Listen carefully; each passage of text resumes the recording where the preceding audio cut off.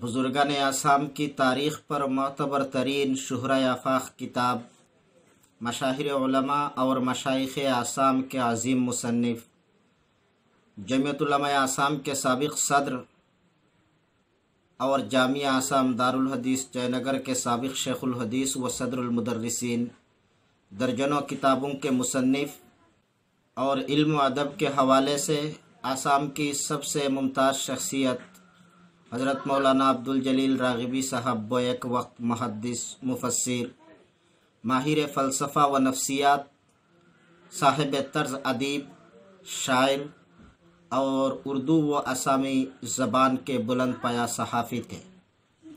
आप व बेलौस मुसन्निफ़ गुज़रे हैं जिन्होंने अपने कलम को कभी भी ज़रिया माश नहीं बनाया। आपकी ज़िंदगी के बहुत से पहलू हैं, सियासी अवानों से लेकर सहाफ़ती दुनिया तक और मसनद तदरीस से लेकर कौम व मिल्लत की खिदमत और उनकी रहनुमाई तक। लेकिन आज हम बात करेंगे मौलाना अब्दुल जलील राग़िबी व हैसियत शायर और उनकी शायरी पर। आसाम को शर्क़ हिंद की जन्नत कहा जाता है। ये करिश्मा कुदरत का मंबा है। यहाँ एक तरफ ऊंचे ऊंचे पर्वत पहाड़ है तो दूसरी तरफ बहती हुई नदियाँ भी है। यहाँ सरसब्ज शादाब खेतियों का मंजर, हर तरफ फलकबूस दरख्तों की लंबी लंबी कतारें, सरसब्ज शादाब झाड़ियाँ, फलों से झुकी हुई शाखें, फूलों भरी टहनियाँ, हद निगाह तक फैली हुई चाय की खेतियाँ, कुदरती हुस्न का अजीब दिलकश मंजर जिसे देखकर शायर गुनगुनाने लगता है। महकते पेड़ों की नरम छाँव में चंद साथ क़ियाम कर लूँ, गुलों में हंसती हुई शफ़क़ को नज़र झुकाकर सलाम कर लूँ। ये ऊंचे पर्वत, ये गहरी झीलें, ये सब्ज़ाज़ारों का रख रखाव, चमकती किरणों के दायरा में बिखर बिखर जाऊं, शाम कर लूँ। आसाम के सरहदी डांडे चीन, नेपाल, बर्मा और बांग्लादेश से मिल जाते हैं। आसाम में मुसलमान सदियों से आबाद है। उनकी तारीख़ 1000 साल पुरानी है। मुहद्दिसीन, मुफस्सिरीन, फ़ुक़हा, उलमा, उदबा, औलिया अल्लाह और आबिदीन व सालिहीन के दरख्शिंदा व ताबिंदा सितारे इस सरजमी से पैदा हुए और अपने इल्म हुनर के निशान भी सबत कर गए। इशाअत दीन व इस्लाम के लिए यमन से निकली हुई जमात के चंद अफराद हिंदुस्तान के मुख्तलिफ़ इलाक़ों से होकर आसाम तक पहुँचे। गरचे ये बात सही है कि आसाम में सबसे पहले इस्लाम की दावत व तबलीग का फरीज़ा लेकर हज़रत शाह जलाल मुजर्रद यमनी, हज़रत शाह सिकंदर गाज़ी और उनके रुफ़ाक़ा आए थे और इन्हीं औलिया किराम के तवस्सुत से आसाम की ज़मीन नूर ईमानी से मनव्वर हुई थी। लेकिन उनकी आमद के तकरीबन 100 साल पहले ही कुछ मुसलमान आसाम में आबाद हो चुके थे। 1206 ईस्वी में जब बंगाल के हुक्मरान बख्तियार खिलजी ने तिब्बत पर हमला किया तो मुस्लिम मुजाहिदीन को लेकर आसाम ही की ज़मीन से गुजरा था और यही पहला मौका था जब आसाम की मिट्टी ईमान वालों की कुदूम मैमनत से मुशर्रफ हुई थी। आसाम के मैच कबीला का एक आदमी खिलजी के हाथ में मुसलमान हो गया और खिलजी ने उनका नाम अली रखा। तिब्बत मुहिम से वापसी के वक्त आसाम के राजा पृथु ने खिलजी के लश्कर पर हमला किया और वो तितर बितर होकर आसाम के जंगलात में भटक गए। बास तो कैदी बनकर आसाम ही में रह गए, यही शादी ब्याह कर ली और आसाम ही के होकर रह गए। ये एक जिंदा व जावेद हकीकत है कि मुसलमान जहाँ भी गए अपनी तारीख़ के साथ आबाद हुए, अपनी तहज़ीब व तमद्दुन को बरकरार रखा और दावत व तबलीग का फरीज़ा हाथ से छूटने ना दिया। चुनांचे आसाम में मुसलमानों की आबादी के साथ साथ मदारिस व मकातिब कायम होते रहे, मसाजिद और खानकाहें तामीर होती रही। ईमान यमन के जलवों से रोशन है जबीन शर्क़ वतन, तौहीद के नारों से गूंजी मशरिक़ की फ़ज़ाए कूह दमन। अहद माजी में जो सूफ़ी संत आसाम के रूहानी माहौल को गरमा गए, उनमें सबसे नुमाया नाम हज़रत आज़ान पीर का है। उनके तज़किरा के बगैर आसामी मुसलमानों की तारीख़ नामुकम्मल है। माजी करीब में मुसलमाना ने आसाम की सबसे ज़्यादा दीनी व मिली खिदमात शेखुल इस्लाम हज़रत मौलाना सैयद हुसैन अहमद मदनी, उनकी औलाद और शेखुल मशाइख हज़रत मौलाना शेख अहमद अली बासकंदी और उनके रुफ़क़ा ने अंजाम दी। मौलाना अब्दुल जलील साहब राग़िबी हज़रत शेख बासकंदी रहमतुल्लाह अलैहि के हमदम साथ रहे। उनके साथ मिलकर बेशुमार कौमी व मिली खिदमात अंजाम दी। लेकिन आज हमारा मौजू है मौलाना अब्दुल जलील राग़िबी साहब की शायरी। मौलाना के अशार सुलूक व तसव्वुफ़, तहज़ीब व तमद्दुन, फ़िराक़ व विसाल, हिज्र व मुलाक़ात के आईनादार है। मौलाना का मजमुआ कलाम वारिदात के पेश लफ्ज़ मादर इल्मी दारुल देवबंद के साबिक़ उस्ताद हदीस अज़ीम शायर हज़रत मौलाना रियासत अली ज़फ़र बिजनूरी ने लिखा है। हम आखिर में पेश लफ्ज़ पढ़कर सुनाएंगे, लेकिन इससे पहले मौलाना के चंद अशार समात फरमा लें। खुदा को नाज है जिस पर वो महबूब जहाँ तुम हो, सरापा पैकरे रहमत पनाहे इन सजा तुम हो। मोहब्बत की ज़बा तुम हो, मोहब्बत का बया तुम हो, मोहब्बत कहकशा हैं और ऊँच कहकशा तुम हो। ज़मी व आसमां शम्स व कमर हुस्न गुल व लाला, मनूवर है जहाँ तुमसे के तहसीन जहाँ तुम हो। तमन्ना है मुझे अपने ही कदमों में जगह दे दो, वहीं मेरा भी मस्कन और मदफन हो जहाँ तुम हो। सुरैया को कोई निस्बत नहीं मेरी बुलंदी से, दो आलम सर्ब सजदा है अक़ीदत से जहाँ मैं हूँ। निगाहे बाग़बा वो बर्क़ के अंदाज़ कहते हैं, चमन में कोई शाखे आशिया बाकी न रह जाए। तरीक़े शौक़ में कोई ज़लीलो ख़ार हो जाए, ये मुमकिन ही नहीं इंसान अगर ख़ुददार हो जाए। जवानों ताज़ा कर दो फिर वो एजाज़ खलीलुल्लाह, के दुनिया का हर आतिश कदा गुलजार हो जाए। विसालो हिज्र के चक्कर में फंसकर रह गए नादा, माल इश्क तो ये था कि दिल बेदार हो जाए। मोहब्बत सुरखरू रखती है इंसान को ज़माने में, अदावत कैश फितरत हर घड़ी शर्मिंदा होती है। जलील खुद गर्ज को मैं ये नुक्ता कैसे समझाऊं, जहाँ में दौलत इखलास ही पाइंदा होती है। तेरे गुलसिता के काबिल नहीं बाग़बा वो ताइर, जिसे गुलसिता तक लाई है तलाशे आबो दाना। किसी का गम किसी के वास्ते वजह मुसर्रत है, कली को अश्क शबनम पर हंसी मालूम होती है। नहीं मिलता मुझे इखलास दिल वो जौहर यकता, ये दुनिया खुद परस्ती में दबी मालूम होती है। जनाजा उठ चुका इंसानियत का है दुनिया से, जिधर देखो इधर हैवानगी मालूम होती है। न रुसवा कर मोहब्बत को किए जा ज़ब्त गम अपना, सितमगर देख लेगा खुद ही अंजामे सितम अपना। नहीं होता है चमन में सीमज़र से दीदावर पैदा, कली खिलती है जब शबनम बहाए अश्क नम अपना। नाइतरा इस कदर हुस्न चमन पर, उफ़ुक़ पर देख तहरीरे क़ज़ा भी। ज़माना तेरा वो भी हमने देखा, नहीं था तेरा कोई हमनवा भी। हकीकत आश्कारा होगी एक दिन, था कोई कदरदा मेरे सवा भी। हुजूम गम से कह दो ज़ीनत कहसार हो जाए, दिल अफ़कार से कह दो कि अब सरशार हो जाए। कुछ ठहर कर खारहाए पाकू अपने देख लूँ, इतनी मोहलत भी मुयस्सर है कहाँ मेरे लिए। खोशा लौह कलम खून जिगर और कंज तन्हाई, यही है मेरी दुनिया मेरा समान शहनशाही।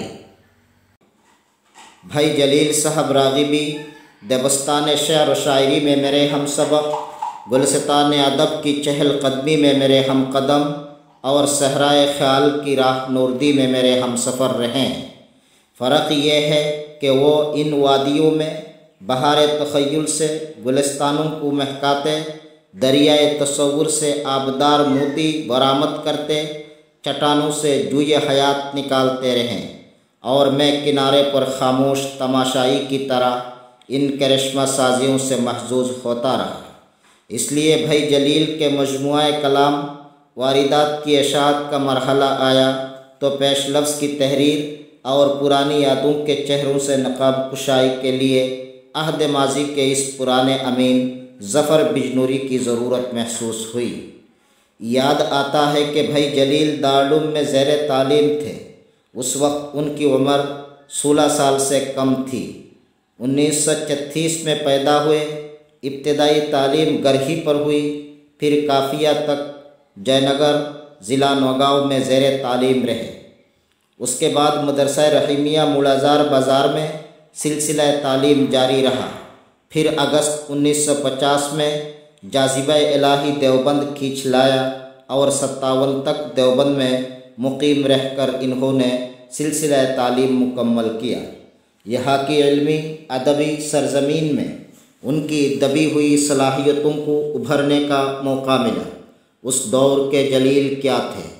तेज़ नज़र, हंगामाए ज़िंदगी में शिरकत के बावजूद सबसे बिल्कुल अलग, पाबंद असबाक, असातिज़ा के एहतराम में यकता, माक़ूलात से मुकम्मल दिलचस्पी के बावस अदब से दोस्ती, कभी अरबी माहनामा अल अज़हार की तैयारी में मसरूफ़ रहे हैं, कभी उर्दू जरीदे आहंग का इदारती बार संभाले हुए, कभी आसाम की सूबाई अंजमन के नाजिम रहे हैं, कभी मरकज़ी जमीयत तुलबा के सेक्रेटरी की ज़िम्मेदारी संभाले हुए हैं, कभी नौदरे में मसरूफ़ मुताला दिखाई देते हैं, कभी खारिज औक़ात में अरबी की मशक़ जारी है और इन तमाम मशग़लों के साथ तसव्वुरात के उड़ते हुए तायरों पर अल्फाज की कमंद फेंकने का शौक़ भी दामनगीर रहा है।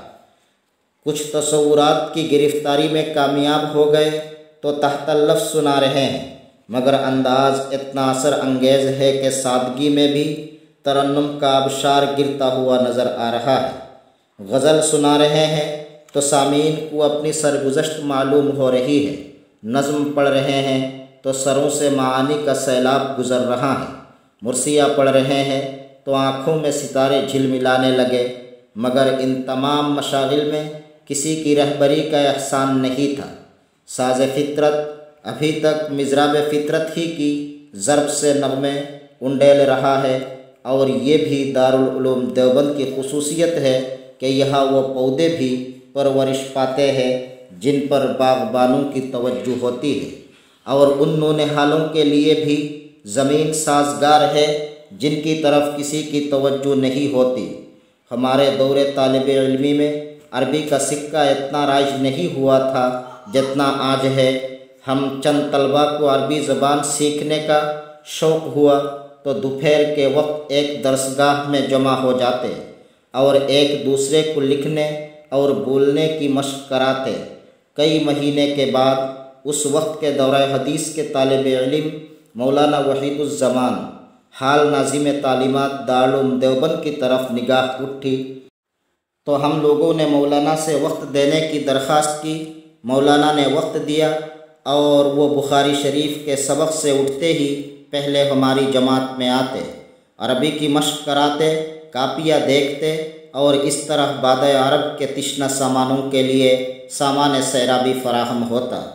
इस तरह शेर व अदब के बहर नापेद किनार की गव्वासी का शौक़ भी तादेर किसी माहिर गव्वास की रहनुमाई के बगैर पूरा किया जाता रहा और दारुल का रंगारंग माहौल इस शौक़ में झिला भी पैदा करता रहा। इसलिए कि दारुल असलाफ की उम्मीदों का वो मरकज़ है जहाँ हर अहद में आज़मतों के ताजमहल तामीर होते हैं। ये वो चश्मा फैज़ है जिसके सूते कभी खुश्क नहीं होते। यहाँ बहारों को नश्व नुमा को किसी हद पर भी इख्तिताम पजीर कहा नहीं जा सकता। यहाँ अक्ल दानिश को मारिफत के बाला पर मैसर आ जाते हैं और इसकी परवाज़ उजे सुरैया से बढ़कर आस्ताना खुदावंदी तक हो जाती है। अभी तक भाई जलील की शायरी का नूनहाला ने देवबंद की अदबी सरजमी के अलावा किसी का ममनून करम नहीं था कि अचानक मौलाना लुकमानुल हक हाल मुदर्रिस दारुल ने एक दिन उनसे कहा, जलील तुम्हें शेर व सुखन का ज़ौक़ है, चलो तुम्हें एक बाकमाल शायर से मिला दे। ये शायर थे हज़रत काशिफ अल हाशिमी। निखरा हुआ रंग, बुलंद पेशानी, सुनहरे चश्मा के एहसानात से गराबार, बड़ी बड़ी आँखें, निकलता हुआ कद, जहानत का पैकर जमील। बैठे तो कूहे गरा की निशस्त, चले तो ढाल से उतरते हुए महसूस हों। यही थे ममलकत शेर व सुखन के खामोश ताजदार। उस फ़न में तलम्मुस किसी से नहीं, मगर ज़र्रों को हाथ लगा दे तो सितारे बनकर चमकने लगे। उनको तरतीब से रख दे तो कहकशा की तस्वीर उभर आए। मज़ामीन उनके सामने खुद गिरफ्तारी की पेशकश करे और अल्फाज मोतियों की लड़ी बनकर उनके कलम से बिखरने में फ़ख्र समझे। जलील राग़िबी की उनसे मुलाकात क्या हुई, सब्ज़ाए खाबिदा लहलहाने लगा। फितरत की साकीन हवाओं में रवानी आ गई। पुरसुकून दरिया तुग़यानी से हमकिनार हुआ, या सिकंदर को चश्माए आब हयात का सुराग मिल गया। उस दिन से आज तक जलील हज़रत काशिफ के दामन फैज़ से वाबस्ता है। दारुल से फ़राग़त के बाद वो इल्म फ़न की काबिल रश्क खिदमात अंजाम दे रहे हैं। उनकी ज़ात से मसनद तदरीस को भी काफ़ी ज़ीनत है और सहाफ़त के मिंबर से भी वो कौम की ज़मीर को झंझोड़ते रहे हैं। उसके साथ ही आसाम की उर्दू से नाशना सरजमी में इन्होंने आंधियों के अलार्म अदब उर्दू की कंदील को रोशन कर रखा है। फिर हुजाई के इल्मी काफ़िलों का इन्हें मीरे कारवा मंतखब किया गया। आसामी ज़बान में इन्होंने अलजमियत और कुरान जुदी, हफ्त रोज़ा मिलन, हफ्त रोज़ा जनजागरण की इदारत संभाली और अब फिर वो जयनगर वापस आ गए।